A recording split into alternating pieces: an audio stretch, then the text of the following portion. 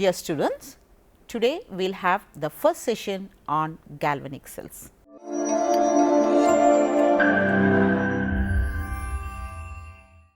As you all know, galvanic cells is an arrangement by which electrical energy is tapped from a redox reaction.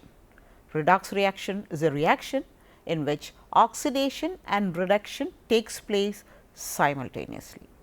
Now, here I have given a reaction which is a redox reaction in which you can see both oxidation as well as reduction taking place simultaneously. This is a zinc rod dipped in copper sulphate solution, and you can see that the copper has been displaced by zinc to give metallic copper, and zinc takes the place of the copper. It becomes zinc sulphate, which will be a colorless solution. Now, let us see what is happening here.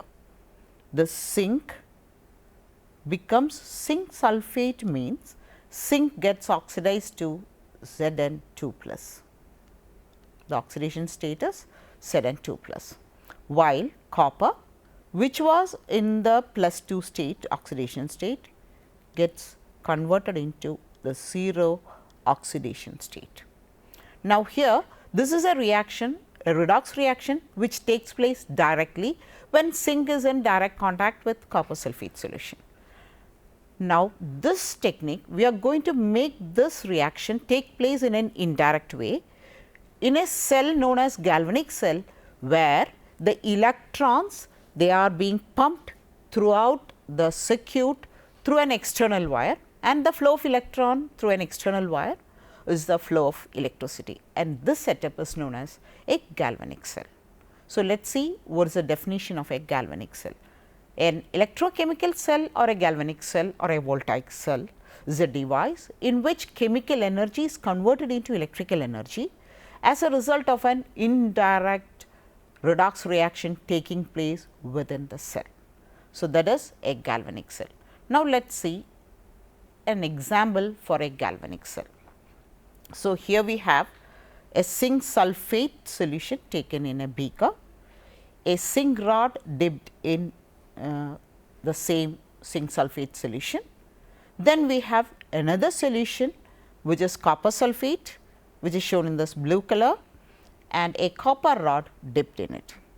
Now, here the zinc and copper sulphate solutions are not in direct contact, but we have an external wire connected to it, and here we place a voltmeter to detect the flow of electricity, and it is connected to a copper rod. So, it is not directly connected, but through an external wire. Now, let us see what is happening here. Here what happens is, when zinc is in contact with zinc sulphate, zinc in contact with zinc sulphate, that is, I am putting it in the bracket, that is zinc sulphate solution. Now, what happens is, here the zinc tends to lose its electrons, forming Zn2 plus ions plus 2 electrons. These 2 electrons, they move up through this external wire, reaches the copper rod. Now, what happens there?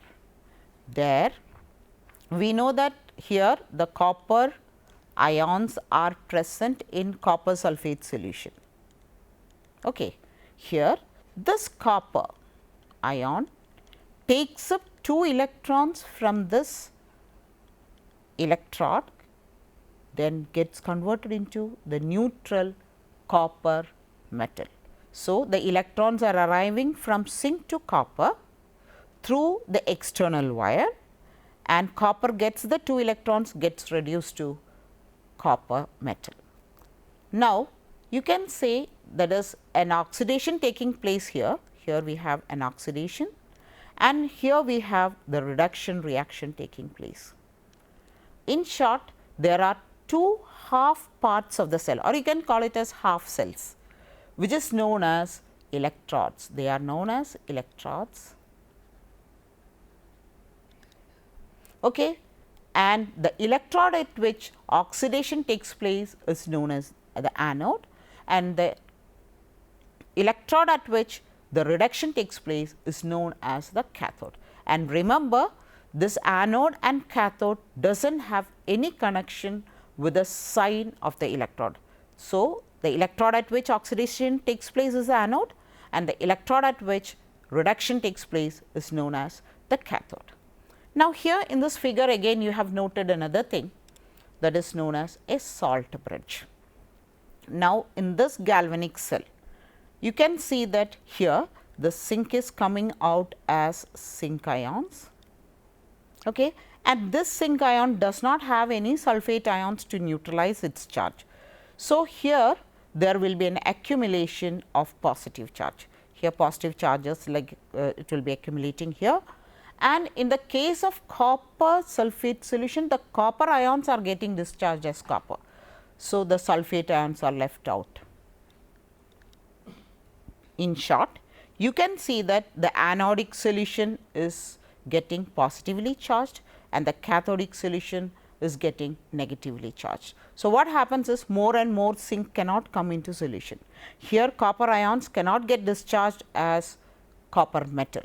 Now, this accumulation of charges is prevented by an arrangement known as salt bridge. See, here it is the salt bridge. It is a U-shaped tube which is filled with KCl and agar-agar gel.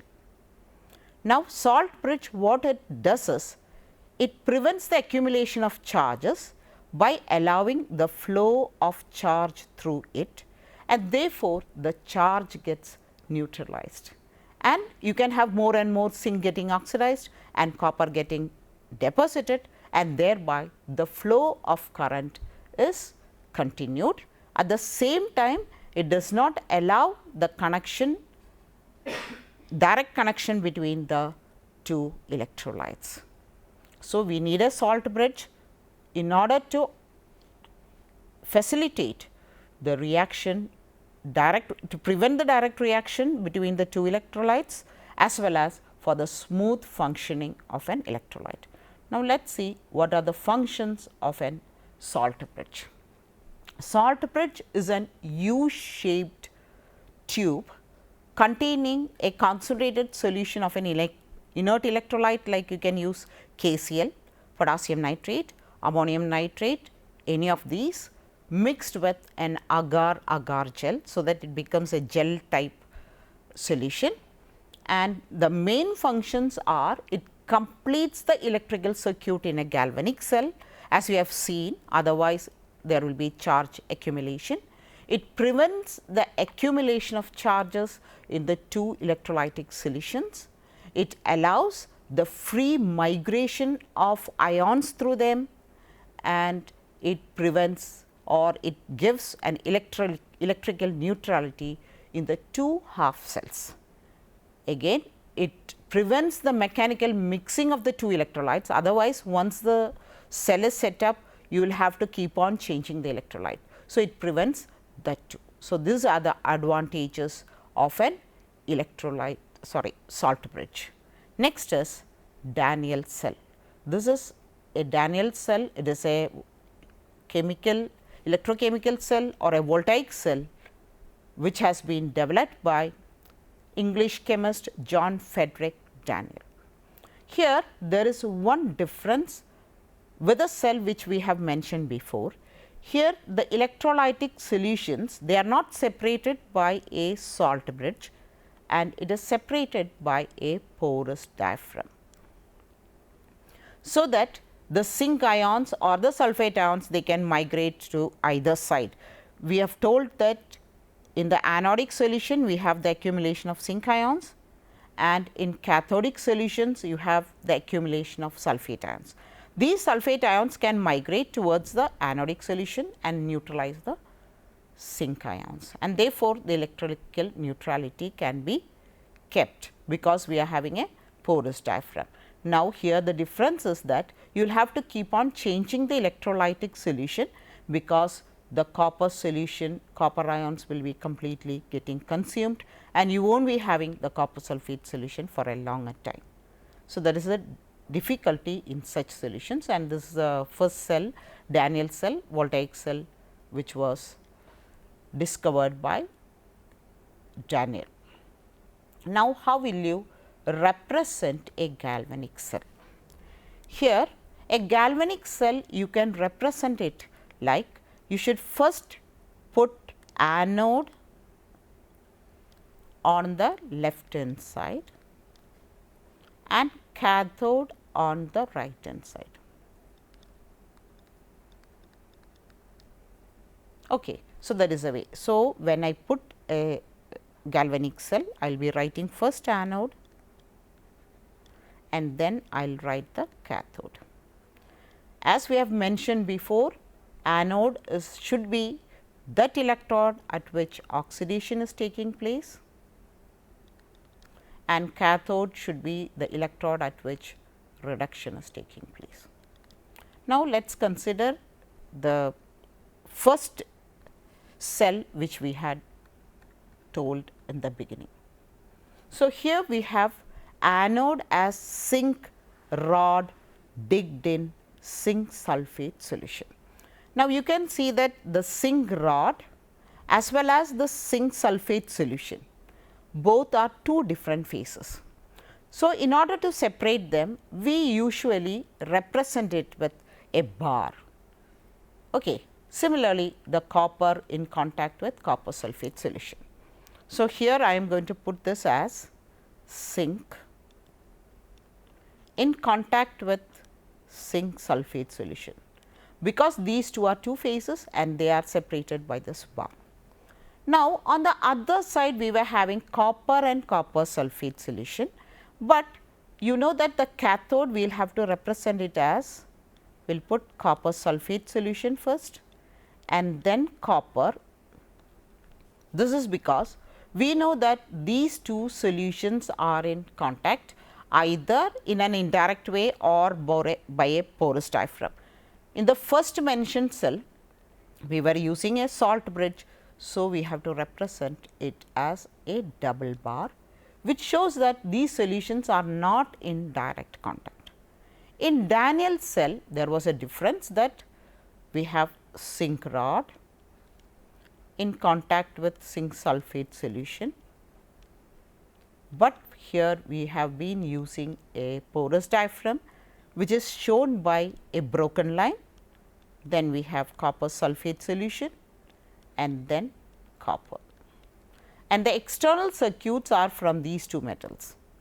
So, solutions are together, both the electrolyte, that is anodic and the cathodic electrolytes are put together, and we have either a salt bridge or a porous diaphragm. When we use porous diaphragm, we call that cell setup to be the Daniel cell.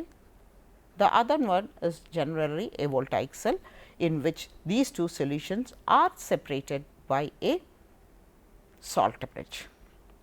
Okay. So, this is how we have to write a cell. This is how we will be representing a cell, and whenever a cell is represented, the electrode shown on the left hand side will be the anode. We will not be mentioning it as an anode, but you should understand that the electrode which is shown on the left hand side is anode, and that which is shown at the right hand side is the cathode. Okay. So, in this class we have been dealing with galvanic cell. As you have seen, it is a setup for deriving electrical energy from a redox reaction taking place within the cell. Then we have been seeing a galvanic cell, an example where zinc rod is dipped in zinc sulphate solution and copper rod dipped in copper sulphate solution, and these two connected by a voltmeter to show that there is a flow of current. Then we told about an anode and the cathode. Anode is electrode at which oxidation takes place, and cathode is the electrode at which reduction takes place. It has got no relation with the sign convention.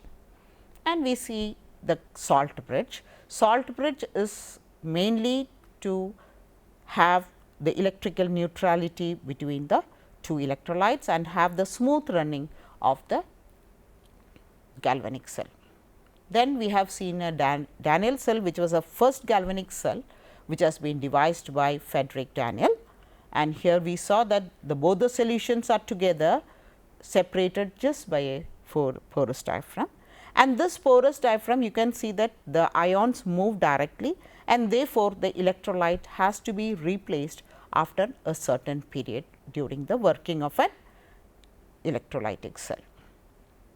And we saw that a galvanic cell can be represented in an easier way with zinc in zinc sulphate solution, which represents the anode, separated by a double bar that represents the salt bridge.